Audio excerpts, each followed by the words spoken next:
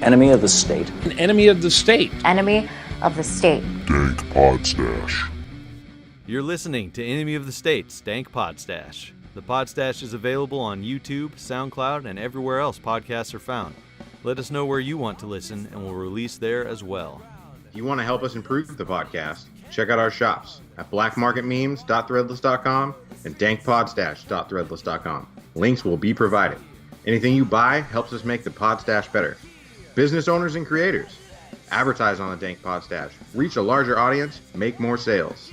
Email us at dankpodstash@gmail.com for details. Washington State listeners, please check out Washington State Anarchists and Libertarians Facebook group. Help us expand the Agora face to face.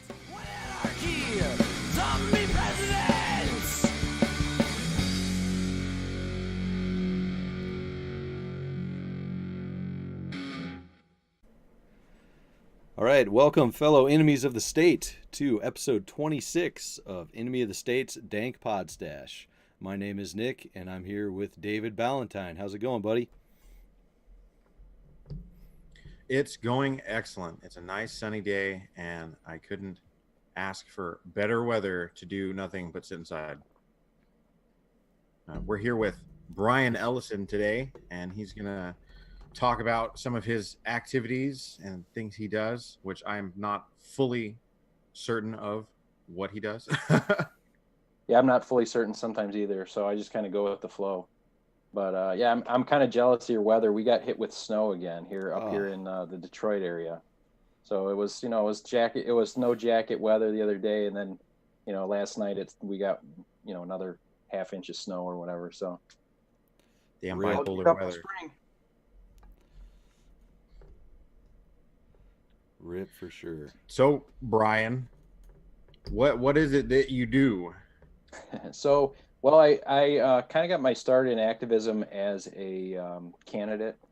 I was working. I started a campaign for U.S. Senate in the state of Michigan in 2017, and due to the ballot laws, we weren't able to make the ballot as for Senate, but we did switch over and we ran a congressional campaign for the House District 8. Which was great. We got some good exposure. Obviously, I think a lot of people are confused about why some of us in the LP run political campaigns. I got less than 2% of the vote, and I thought our campaign was fantastic just because of the exposure we got. If I would have got too much of the vote, I would have been really concerned about what's wrong with the country, that people would want to elect me. But so we had a pretty successful campaign. We got a lot of media coverage. We got some people to pay attention to what we were debates. And through that candidacy, it led me to some other forms of activism. And most notably, I think recently, is my interaction with police departments and my, kind of my quest for police accountability, kind of as an interim measure to no police at all. So yeah, that's I've been spending a lot of my energy lately on focusing on police accountability and that type of activism. Nice. I believe that's actually how I saw you, was some videos about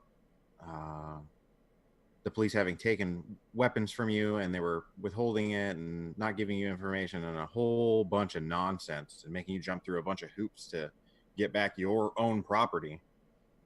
Right. Yeah, and that situation actually is still ongoing. So I started protesting the specific police department, the Royal Oak Police, which is the city that I grew up in and now I live. And they had killed 2 people last spring. So in April and May, they killed 2. One guy was like 27, one was 20, both unarmed. And so again, as a part of my candidacy, I wanted to raise awareness to that. And so as a result of me holding protests related to those incidents, I was arrested twice by the Royal Oak Police. And so at the second arrest, I was open carrying my pistol, and they confiscated my pistol. That was back in end of August of 2018. And as of my court date end of February, they still have my pistol and refuse to give it back. So I have another hearing coming up a week from this coming Monday, and we'll find out if they, I think I've jumped through all the hoops, and I think that I've laid out a fair case through my motions and my arguments in court, and I think I should get it back, but we'll see. That's crazy. What's their reasoning for holding on to it? Well, they've had a variety of reasons. So initially, when I was first arrested, they made me fill out this form and said it takes up to 30 days to get it back. Well, I had a concealed pistol license at the time, and so and I provided them with the proof that I had purchased the pistol. We have kind of, in the state of Michigan, we have a de facto registry, which works when you want to purchase a pistol, you have to get a permit to purchase, and then after you purchase it, you have to file it with the municipality where you live, showing that you purchased it. So it's technically not a registry, but it functions as a registry. So I had shown them the proof that I owned it, and then I filled out their paperwork, saying, can I have my property back? And, they wanted a reason, like, why do you want your property back? And I think I literally wrote, because it's mine. Christ. And I want it back. So it was pretty short and sweet, but they just replied and said, they sent me a letter and said, no, we're not going to give it back to you. And they cited a state law, the law that governs how a municipality can issue purchase permits. So they were trying to say that they were, using the law that says, well, you're not eligible for a purchase permit because you've been arrested, even though I already owned it. I wasn't trying to purchase it. I was just trying to reacquire my own personal property. So they used that, which was a bad argument. I filed a complaint with the police department, which goes nowhere, but there's nowhere else to file it. I called the county, right. I called the federal government. I called everybody trying to figure out who's going to take this report for my pistol being stolen by the police department. And ultimately nobody would take it. So I just tried to file it with them. And then it just, one thing led to another. There became a dispute with ownership. My wife filed some paperwork trying to get the pistol back. Unbeknownst to me, there was a period where we weren't talking. And so then there became a question of ownership. So that was the most recent. Said why they couldn't return it to me was because I didn't own it. And they used as evidence the fact that that my wife had filled out a purchase permit where she sold it to herself. Oh wow! So they're just finding any excuse. It's pretty interesting in court. But that's what it seems like. That's pretty typical of the police and the state in general, how they do their business. Any way they can manipulate you into getting what they want. Right. It's kind of like the shotgun approach. Well, here we have all these reasons. These are all these reasons, and if you invalidate any one of them, then just look to the next reason, and that's why we can't give it back. So that's kind of how it went. And I've been going through that whole process with this since I was arrested back in June, the first time in June, second time in August, and finally just taking a plea deal, which was a horrible deal. It ended up being a terrible deal, but I took a plea and was sentenced back in February. And so jumping through a bunch of hoops for this court system. This is the same court system that gave me a functional restraining order that said I couldn't be within 50 feet of any uniformed law enforcement officer or anybody acting on my behalf. It was it essentially amounted to a house arrest. How can I leave the house? Inevitably I'm gonna run into a law enforcement officer at some point. And there was no accounting for that. I couldn't even have my attorney contact the police department for anything because there was no provision in my bond that allowed that to happen. So, and it was specifically prohibited. So, it's just been one thing after another. And so ultimately, back in January, I made a decision. I'm like, look, I'm just going to take this plea deal. It's the worst case scenario is they can send me to jail for 45 days. I could do 45 days standing on my head. Not that I want to, but if that's the worst, then so be it. And so I took the plea deal. I was expecting to get a year probation with some bullshit conditions, and instead they slammed me with 2 years. So I got 2 years of probation for 45-day misdemeanors. Wow. No drinking, no marijuana, even though it's legal now in the state of Michigan.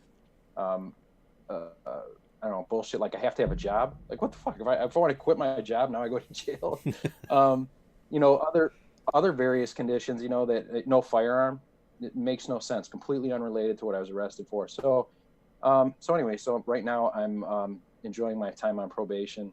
I filed 12 months worth of reporting by mail probation in one day, just to kind of make a point with their system. So we'll see how the fallout for that goes. But Nice. yeah, I've just been really trying to do my best to enjoy this pretty uncomfortable situation that I put myself into it, but I guess I guess I really wasn't expecting it to be as bad as it has been, even though I don't know if that's hard to understand, but no, I mean, they hit me pretty hard, and it's been quite an issue trying to deal with it. Yeah. Geez, man. Yeah, I've never heard of anybody being put through all those stipulations, especially that kind of restraining order. Like you said, you can't even go outside. Who signed that and thought that made sense? That was the judge, the same judge that sentenced me. And so throughout the course of my bond, so that condition started in like early September, I think. And so from September through January, I filed a handful of motions to make exceptions to the bond. And I filed a motion and sent it to the prosecutor to see if he would stipulate to it, would agree to the terms so we didn't have to argue it. And one of them was like that I was allowed to attend public meetings. One of them that I was allowed to, that if I was driving in accordance with state law, that I couldn't be in violation of my probation. Cop pulls up next to me, I don't have to engage in a high-speed pursuit. And then the other one was if I was working, that I would be exempt from violating probation. And they objected to the working part. They said, no, like you have to be more specific. What type of work will you be doing? And I had to make a case for why I should be exempt from, being prosecuted and violated on probation if I'm serving at the, behest of somebody else. So anyway, I ended up getting, I filed, I think, 4 or 5 different motions, argued successfully to get the bond conditions slightly, lifted a little bit. I could go to meetings. I could drive my car next to a cop and flip them off all day long and not get arrested. So a variety of things like that. But it's just been like a back and forth battle nonstop since the first arrest back in June. Well, it sounds like they're just dialed in on you because of the activism you were doing and just really trying to make every bit of your life as problematic as possible. It's retaliation, I would imagine. Have you compared your sentencing, your cases, anything like that to other people with similar charges levied against them to see if you're really getting the short end?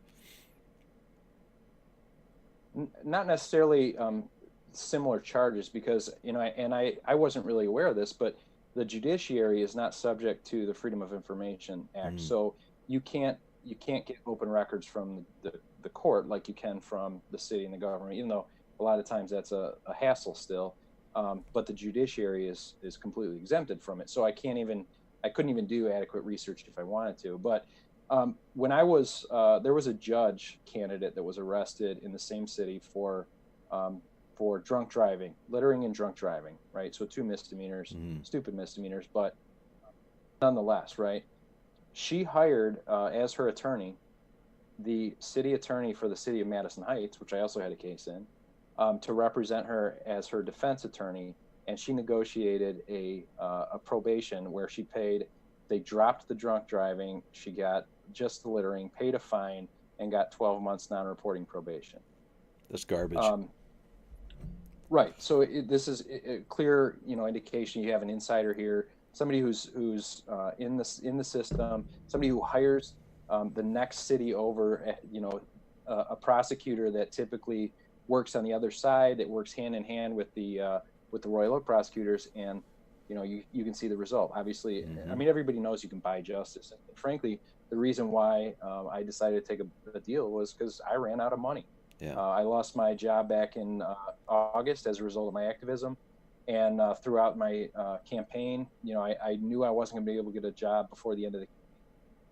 I had just got a job in the beginning of January, and my cases were set to go to trial the end of January, and I wasn't prepared to ask for 3 or 4 days off to go to trial over this stupid bullshit. So that's why I took a deal. And but yeah, I mean, you can definitely see cases where somebody who is connected got a much better deal. Oh yeah, absolutely. So well, in trying, go ahead. Sorry, you go ahead, David. I was gonna go a different route.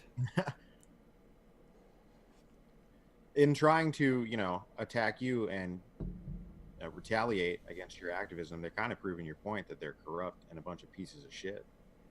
That's absolutely true. And the one silver lining, the best part about this is that when I first started being active in this community, they were not receptive to it at all. People dismissed me. I was crazy. I didn't know what I was talking about. I was just trying to get attention for myself. Throughout this process, more and more people have seen and have approached me in private or messaged me in private or talked to my family and said, this has really opened up our eyes to what's really going on. And to me, that's more important than anything. So having people out there that are now paying attention, having people that will maybe think twice about, hey, my son is acting kind of erratic. Should I call the police?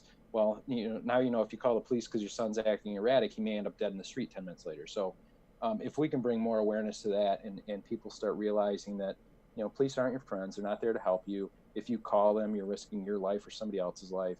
And then just the general corruption within the court system, then it's a win. I mean, if I have to spend a couple weeks in jail or some time on probation, but we wake a couple people up to that reality, then I think that's a win. Yeah, absolutely. That's awesome. So can you detail some of the activism you were doing? What landed you in trouble with the thin blue line snowflakes? What triggered them so hard?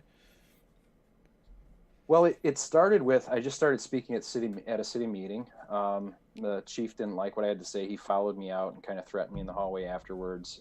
It was typical. Typical gang behavior. I organized a protest. Yeah, he was a bully. And in fact, he became the face of my my short-lived brand of professional bully. So, but yeah, we organized a protest on Memorial Day shortly after that. I gave a short speech in the street. It was not well received by most of the public in attendance. We did get media coverage, which was great. We got some coverage for the family of one of the young men that was killed by the Royal Oak Police, brought some attention back to that case. So that was just a success. And then it was the week afterwards, the first week of June, where there was a police fundraising event. And I can't remember what they called it. It's like Run with the Police, and it has it says from, but from is like crossed off, and then it says with on top of it. Like it's supposed to be fucking funny. ironic. Right. So they had this fundraiser set up, and so we decided we were gonna like crash the fundraiser, right? We were gonna protest at this event where they're trying to market to kids like cops are your friends. And so that was the first time that I got arrested. I just had my bullhorn. We had signs, and our signs were really kind of like, none of them were overly offensive or anything. We had signs that said like, we want body cams, police accountability, good cops don't protect bad cops, just really basic, generic things. And then I had my bullhorn, and what I was prepared to do was run with the chief when the chief of police did his fun run with the kids. I was going to run with him with my bullhorn and like mock him like police do, like, show me your ID, why are you running, only guilty people. And so they knew that was coming, and so before I was able to do that, they kind of cornered me and forced me into the street, then told me to get out of the street, then arrested me for being in the street. So so that was really what prompted the first arrest.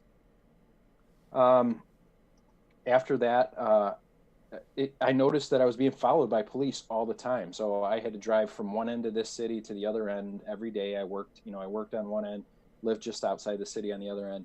And so I would notice that police following me when I was coming home from work, not particularly going to work, but coming home.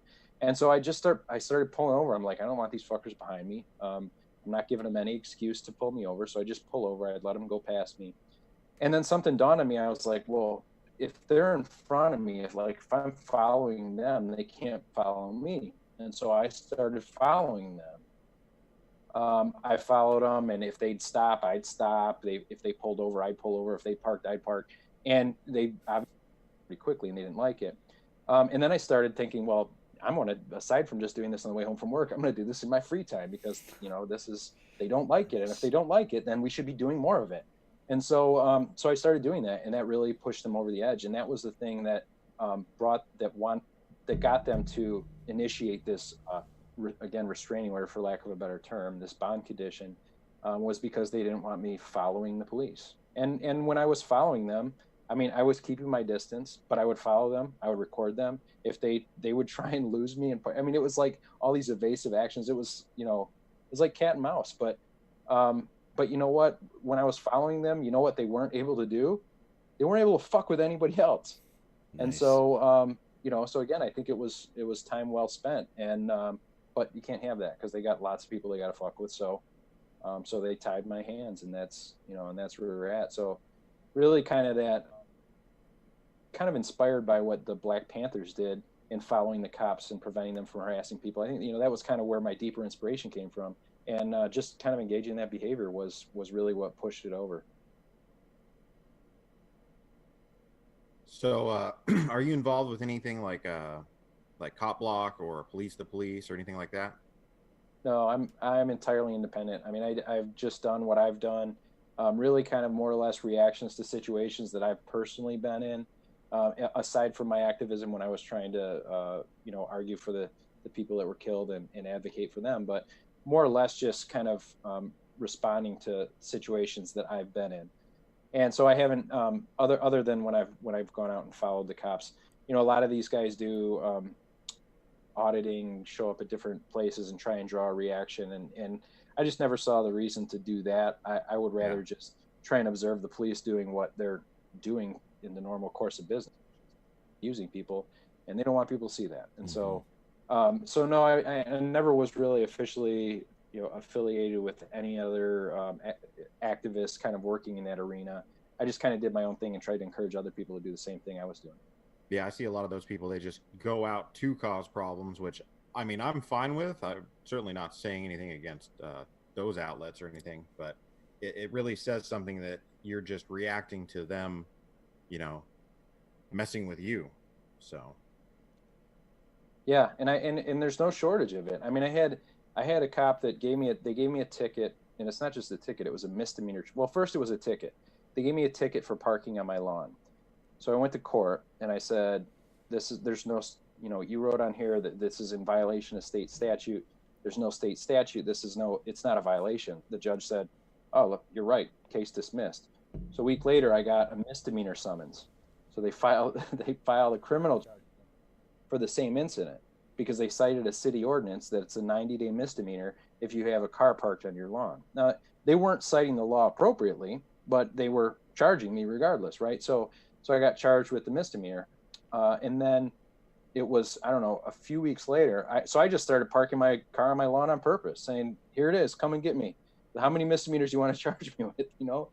And so sure enough, the same cop, he came back by the house. You know, they start their shift at like 3:00. At 3:15 on one, it was a Saturday or Sunday, I don't know, I was in the shower. And my wife's like, hey, some cop just came and gave us a ticket. It was the same cop. First thing he did while he was on his shift was come right to my house and give me a misdemeanor charge for parking on my lawn.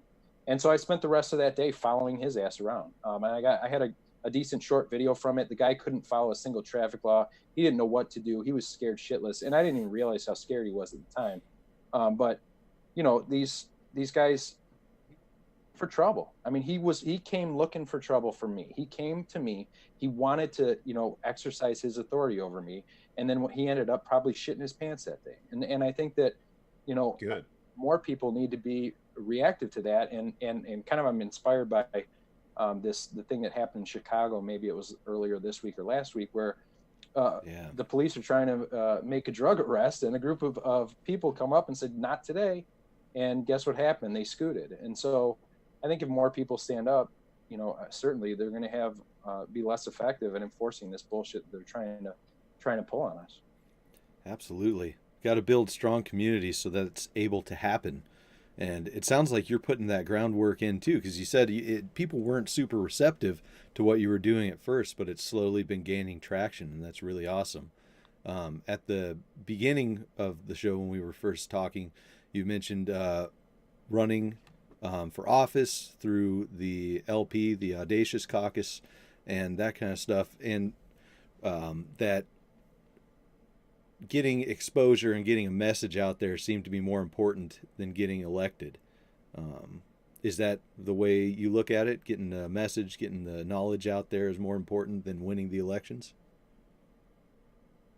Yeah, I mean, absolutely. Like, if, and that's where I kind of take it personal when people are like, "Oh, you're not you're not an anarchist, you're not a libertarian, you want to control people." And I think about this, like, think about your argument. You think I want to control people? If I wanted to control people, would joining the LP and running on a ticket that historically gets 2% of the vote, would that really be a good way for me to try and control people? Because and a lot of people don't know this, but um, my dad is an elected Democrat. He's a state representative in the state of Michigan. If I wanted to control people, if I wanted to be a politician, if I wanted to get elected, I could be like every one of these other fucking losers out there.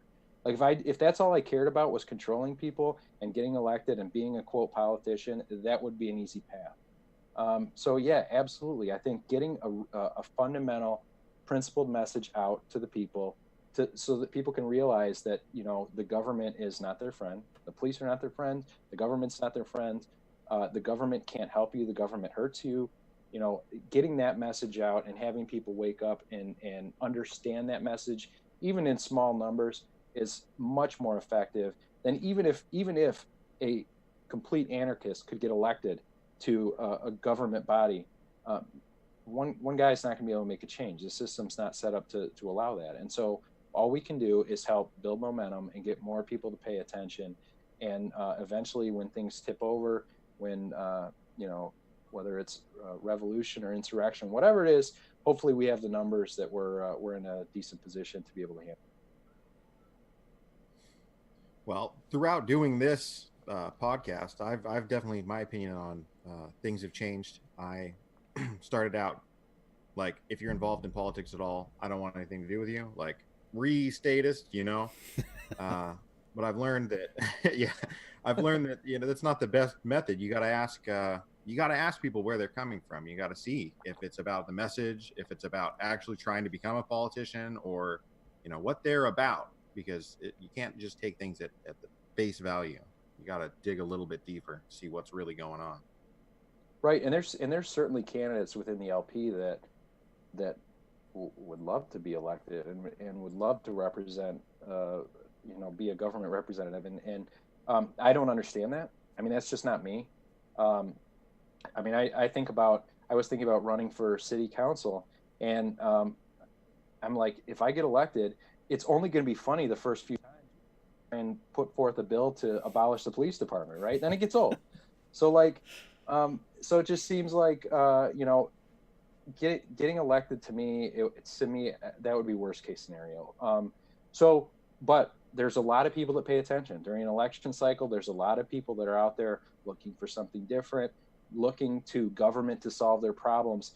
And, the kind of the highlight of my last campaign was when I was on the debate stage with the sitting congressman and the Democrat who actually ended up winning, and myself. There was 3 of us on stage, and we all got equal time. And I was able to say, look, you guys want, you got one candidate over here who spent over $10 million talking about she wants to reform the election laws so that campaign finance is more fair. And you got this guy over here talking about he wants to, cut your taxes, but he voted for a budget increase that increased the deficit. Like, you guys can have more of the same. These two are the same. You want them to, they can pretend to be different, but if you want something that's really different, there's a different option. And just being able to have people afterwards come up and be like, I really appreciate your message. If I wasn't so scared of her winning, then I'd vote for you. But again, just being on that platform on equal footing with a Democrat and a Republican, and being able to say, fuck the government can't help you. You need to be able to help yourself. That was really empowering. It felt great. Hell yeah. Absolutely. Yeah, I don't know. I still love shitting on that side of the LP that takes getting elected very seriously. Those are some of the best memes out there. But like David said, my perspective has changed quite a bit the more people I meet that that people that want to get the message out there and actually have principles of their own, not having to conform to the principles laid out, by the Libertarian Party, or attracting Bill Weld to the party, that kind of stuff. That's just all nonsense in my opinion. So, right. What can you tell us about the Audacious Caucus? Because I've rubbed shoulders with some of you guys here and there on the internet, and I don't know a whole lot about it. Well, really, we're the libertarian part of the Libertarian Party. I mean, when it comes down to it, when you talk about people that are, put principle over anything else, our goal is to be in your face. Like, we want to be principled in your face. And if there's people that are out there courting somebody like Will Well, they're trying to bring, people like that into the party. We're the ones up there that are waving dildos and stripping down to thongs to drive those same people out of the party because they got no business in the party. We want the party to be a party of principle. We don't want to make compromises. We don't want to pretend to be something that we're not. And the last thing we want is to get a more flood of conservatives leaning towards alt-right and paleo ideologies. See ourselves as the direct opposition to those groups. And so, we're just like the in your face. Like, we're here. We don't care about being politically correct. In fact, we frown on being politically correct. We just want to be able to deliver a principled message, and we think that's what our candidates should be doing too. I think the Audacious Caucus is the only part of the whole libertarian sphere that I haven't constantly slammed on. So, hey, well, you're in the minority, my friend. So are you taking more criticism from other parts of the LP then, or from anarchists? Like, who's giving you the most shit for being affiliated with the Audacious Caucus? It's other parts of the party. So there's, I don't know how familiar you are with the party, but there's various caucuses, the Pragmatic Caucus, there's the alt-right infiltrators and the Mises Caucus, who they're not, they somehow attract alt-right, but they're not alt-right, and they're not nationalists, but they like nationalist things. And there's, other various groups that, and again, it's kind of these groups that think that, well, if we could just get rid of people like you, then, we could win elections. And it's like, no, if you could raise millions and millions and millions of dollars and court corporate lobbyists and special interest groups, you'd get elected.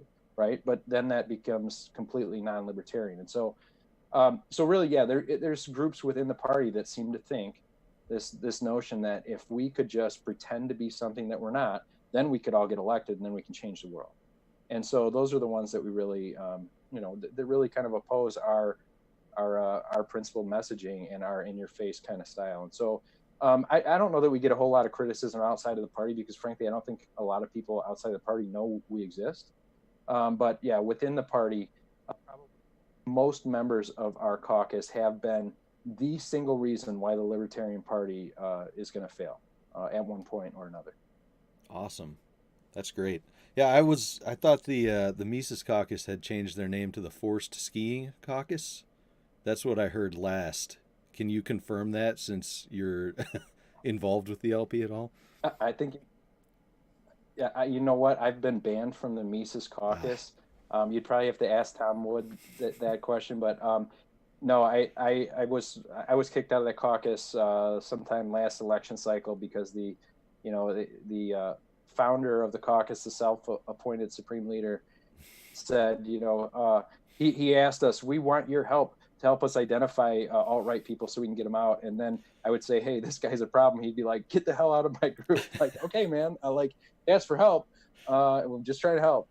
But so yeah, no, I mean, I have nothing to do with any of that part of the party, and I can't even see their Facebook group, thank God. So jeez. Yeah, I don't think you really want to see it, man. It's nothing exciting. It's fun to laugh at every once in a while, but so how did your activism and whatnot lead you towards the tabletop gaming? Because I'm a huge tabletop gamer, and I still need to buy my copy of Thin Blue Line the game, and I plan on it. I'm kind of isolated out here in the woods with me and my wife, so if it's 2-player, we can play it. You can play 2-player. Nice. It's it's a little bit more fun in a bigger group, but you can definitely play 2-player. So I mean, basically what happened was this was almost a direct response to my activism and my really fundamentally me getting fired from my job was kind of the catalyst. Is the day I was fired and they said, your outside activities are really starting to affect work. I went home and I called my team and I said, hey, just want to get you guys up to speed. This is where we're at. And that was Desiree Lindsay was managing my campaign. And I spoke with her and J.C. Cook and Tyler Lindsay, and we came up with this. Tyler Lindsay is a big, he's like a game nerd, right? I mean, I don't know what the proper term is for that, but I mean that's what he is. So we were like, well, we got to come up with something. We got to come up with some way that we can get the message out, and some way that we can help. All of us could use a little bit of income. What can we do? And so through some brainstorming and some strategy sessions, we came up with a basic concept.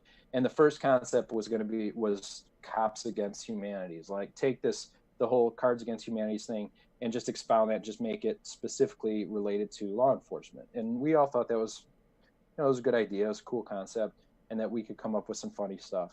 And then it just slowly, evolved into the game that it is today. And frankly, the way it came out, Tyler and JC did a fantastic job of designing the game, because the gameplay is really good.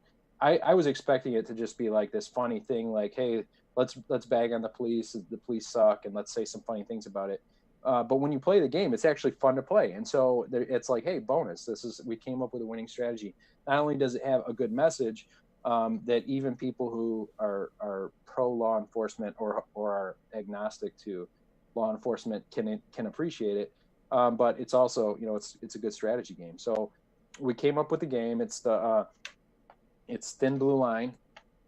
It comes with like 100-something cards. You basically play as you start off as a rookie cop is the idea, and you collect various different busts and different things to get promoted, different citations, accommodations. You get promoted, and then the game ends when somebody gets promoted, and then you tally up your points and you determine a winner. And then in subsequent rounds, whoever wins gets to make up a bunch of rules, because we all know that whoever's the chief of police gets to make the rules.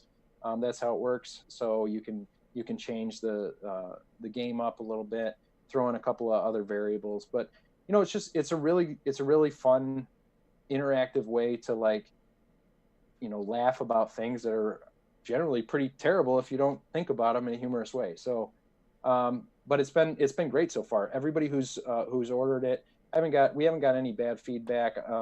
Other than initially there was some question about the rules. We had a couple people that were like, we don't understand your rules, and we're like, well, sometimes we don't either. Just make them up. But in true cop other fashion. than that, it's yeah. So and more or less that's what it boils down to, is like, once you play it, you can tweak it however you want to play it, and tweak it, and then tell us how you tweaked it, and let's have some different varieties of how you can play it out there. But no, it's turned out great, and everybody who's bought it, again, we've gotten great feedback, and so it's something that we're proud of. We started with nothing, we came up with a concept, and now we have a game, and it's pretty cool. Yeah, that's awesome. We have for everybody listening as well, we have links for you to get your own copy of that. It'll be in the description on the Facebook page. Usually I drop that link every time I post a meme about cops as well, so hopefully we're driving some traffic your way. Maybe. Yeah, hopefully. It's and anybody out there who is interested. I mean, you guys are doing that we have that affiliate marketing program, and we have essentially no marketing budget. This is as grassroots gets. We're hoping for word of mouth, helping people help us distribute it and have an opportunity to make a little bit of money themselves. So hopefully you guys are able to capitalize.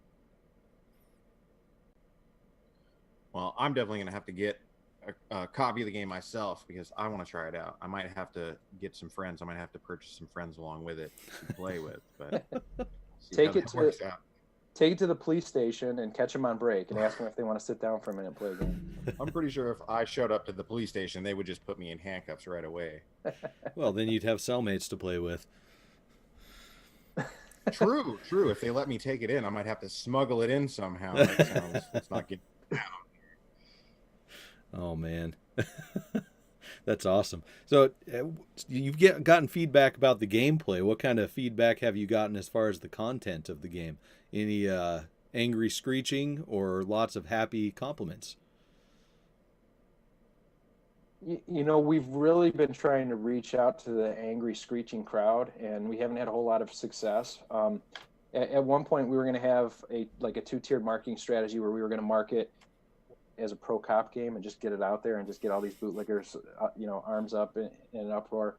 And we had some, we were kind of reserved about that because we didn't want to be dishonest and we didn't want to, take advantage of people like that. But part of me really just says, some of those people really need to be taken advantage of, and they'd probably benefit from it as well. Like if they read this and were like, hey, wait, the cops aren't the good guys. Wait, these are all like real things that happen. Cops do this. And maybe that would help, help drive the message home. So, but I would go into like pro cop groups on Facebook and post the link and be like, look, can you believe this nonsense? And like, just try and get people worked up. And really, it was not all that effective. So our core customer group has been like-minded people. And so the reviews have been very positive. I would definitely welcome some cops to play it and give us some horrible reviews. I think that could only help us. Absolutely. There's no such thing as bad publicity. That is absolutely correct. It's kind of like you mentioned with your activism and campaigning and stuff. If you get this to someone who has a regular gaming group, it's not 100% that everyone in that group shares the same views. So the word's going to get out there. And I really like that that's been your main goal in all of this, is getting the goal out there. That's extremely admirable. And definitely it's what we need to focus on for sure. Right. And we saw this as an opportunity to reach an audience that otherwise isn't being reached. I mean, so far, again, our sales have been in kind of our closed circles because for lack of a marketing budget, that's kind of where we're at. But it's the type of thing that could have, really effective outreach. And so that's really what we're looking for, is something where we can reach outside of our circles. It's great when people can build a business and make some money from the liberty movement. And, I applaud that effectively, but I think that the fundamental goal is outreach, and the fundamental goal is not to make a living, but to make a change. And so if we can reach people that aren't being reached and get a message to people that they might not otherwise see, that's really kind of the goal, our whole goal in this project. Absolutely. That is the hardest part too, is reaching outside of the circles we usually travel in. I don't know. I think one of the secret ingredients for that is memes. Games go right along with that. It pissing people off in general kind of spikes them, right in their denial or cognitive dissonance as far as what's going on, and they think about it and it eats at them. Yep, that's it. I mean, getting a reaction and when I was running my campaign, and I did a campaign initiative to arm the homeless back. This was over a year ago now, when I was still running for Senate.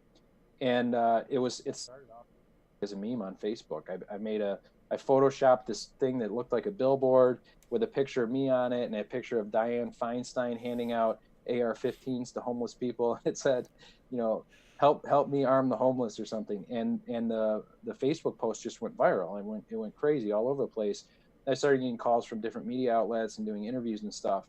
And a lot of the feedback I got, especially on Facebook, was all people like, "Oh, you're an idiot. This is it's a horrible idea."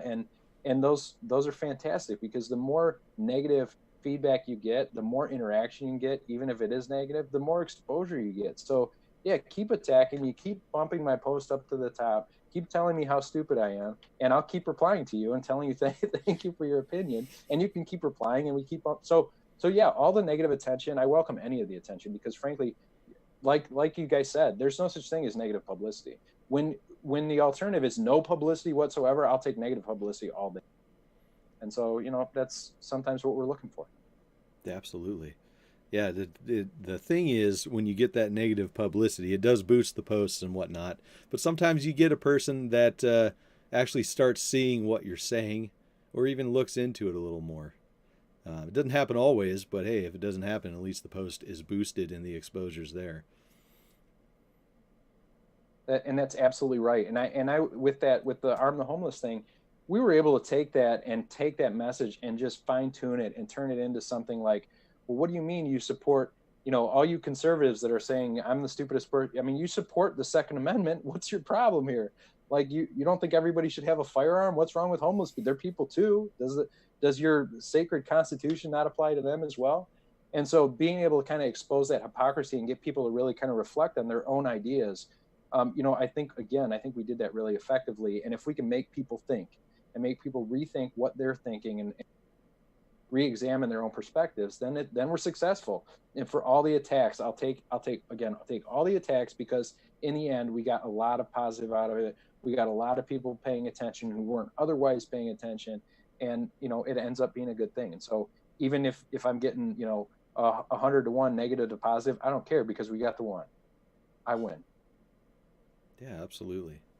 Yeah, it's definitely rare to get somebody who actually listens and is like, you know what, on some self-analysis, you're kind of right. It's rare, but it's amazing when it does happen. It's one of my favorite things. It's one of the best feelings in the world. I agree. It's great. It's an interesting thing to see people confront their own ideas, especially in the case of like what you're saying, arm the homeless. Well, why wouldn't you want to do that? Or anyone that somebody wouldn't want to arm. It comes down to, am I this person? Am I the person that has no other reason other than prejudice or fear? And I think that, I don't know, I don't think most people are bad in general. I think most people are open to, being programmed. That's life. You're kind of like a computer. So you face that programming, and sometimes it comes out with positive results. Yeah. And other times you get the Windows shutdown sound, and people start freaking out. That's also entertaining, at least to me. So. Absolutely. Well, you guys are like the kings of getting banned from social media, though, aren't you? I'm currently banned on all my accounts. I can't do it. Yeah, I just got back. I hate that. I like to talk to people about this stuff. But yeah, you got to get around the Zuck somehow. It's better than getting banned in real life, I guess.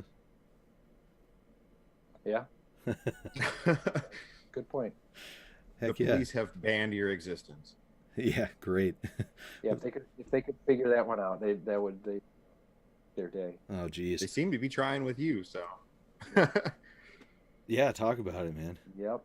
Going after, restraining orders, keep you away from them, not trying to not let you work. That pretty much is a ban on existence. It was, and the amazing thing is the judge. Like, I was shocked when I first got this motion that was like the attorneys were trying to file and say you can't be within 50 feet of any law enforcement officer. I was like, what judge in his right mind is gonna, like, this is ridiculous. This is the most ridiculous. I thought it was hilarious, and I thought the hearing was going to be a joke. And at the end of the hearing, they're like, oh yeah, you can't be within 50 feet of a cop. And I'm like, what the fuck just happened? Like, this, I was not expecting that. I was expecting there to be some measure of reasonableness. Like, that just shows how naive I am. Even like somebody who feeling like I get it, like I understand how fucked up the system is, and then still being surprised at the results. And I shouldn't have been, but I was.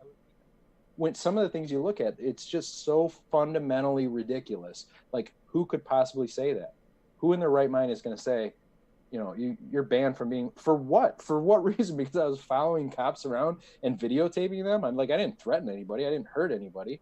I was videotaping them and posting it on the internet. Mm-hmm. And that was somehow a threat to them, that they felt that I needed to have a functional restraining order. So, it's like, it's just amazing how, there's no sense of being rational inside the criminal justice system. It's just it just doesn't exist. This is excellent conversation that I hope to show a few people that I've been talking with who just can't wrap their heads around the idea that some cops are there for good, or not all cops are bad. And to take someone like you who wasn't doing any harm and just getting an idea out there, questioning ideas even, and then to have this happen to you, that illustrates right there the problem. And it's obviously more than just the police department in your area. It goes all the way into, judges and probably city attorneys and all that stuff, the whole government that deals with that kind of thing. It's a clear illustration of the gang mentality and the corruption. That's right. And like the second time I was arrested in Royal Oak, I spent 2 hours at this event. And from the time I got there, the cops were following me around. They were like aggressively following me around, telling me where I could or could not go with my signs and what would happen. And so I engaged in lengthy conversation with a bunch of these cops, and like having what I felt were rational discussions with them. Like, you can't do this. You know that this is not how the law works. You don't have the authority. I can be here. I can be protesting, and having what felt like a reasonable discussion with them. And it was because of that discussion that towards the end of this protest, like I can push the limit a little bit, because these guys get it. They get that they can't do this. They get that I'm not doing anything illegal. They understand that they have no legal right to arrest me. And in the back of my mind, I mean, it wasn't like I was ignorant enough to think that I'm going to walk out here and nobody's going to arrest me. Like, I just thought, like, if they do it at this point, they know 100% what they're doing is wrong. There's no question in their mind. They're not being caught off guard. It's not something where they're like, well, I didn't know how to handle the situation. Like, I laid it out for them. Like, this is, if you do this, you understand that you're breaking the law. Like, there's no question. You've had plenty of time to think about this. And so when they arrested me, it dispels the myth. Here's these guys that were otherwise good cops, that were, nice guys. We're just here to help, all this bullshit. And when it came down to it, they had no issue with effecting an unlawful arrest. None whatsoever. They didn't care. Yeah, absolutely. And nobody's holding them accountable either, whether it's within the department, judges, lawyers, anywhere, because obviously these charges weren't dismissed, that nothing was dropped. So they're seeing a clear violation of the law and supporting it all the way up the ladder. Right, exactly. Well, that's ridiculous. Disgusting. Hopefully we can get, your message to even more people, get people aware, get people looking at the game, even everything through this show. So where would you like to direct our listeners? Where can they find you, find the game, all that? Well, you can find me personally on Facebook. I have a page that will eventually probably become another candidacy page. Right now it's Brian Ellison, political activist. And most importantly at this point is find us at Thin Blue Line. Well, you're going to give a link in the description, right? So look up the website, support the game, share the game. And really right now, I think that's our best avenue for effective activism of the things that I'm working on right now. So that's probably the best place. Follow me on Facebook, Brian Ellison, political activist. Not as active as maybe the Dank, your guys' page, but I try to get a good message out every once in a while. So awesome. And if people are interested in the Audacious Caucus, on Facebook, just search Audacious Caucus. Where else? Anything else? Yeah, that's where to find us on Facebook, Libertarian Party Audacious Caucus. We have a group there. If you're interested in becoming a member, you can post in that group. There's I think a pin post in there where you just say you're interested in becoming a member. Everybody can log on and claim their initial membership. And if you want to become a full member, then you got to jump through a bunch of hoops, and we vote for you only if we like you. So stand a chance, but never know. Awesome. Well, that was awesome, man. We really appreciate you coming on. Oh yeah. I appreciate you guys having me on. I love your work, and I wish I could listen to more of it. Hey, thanks a lot. Well, thank you for everything you've done, man. All your sacrifices, man. Sounds like you sacrificed a lot to push this message, and it's really good, and I like that. Everybody's doing their part. Yeah. Absolutely. Demand stronger communities, disband the police, and we'll see y'all next time.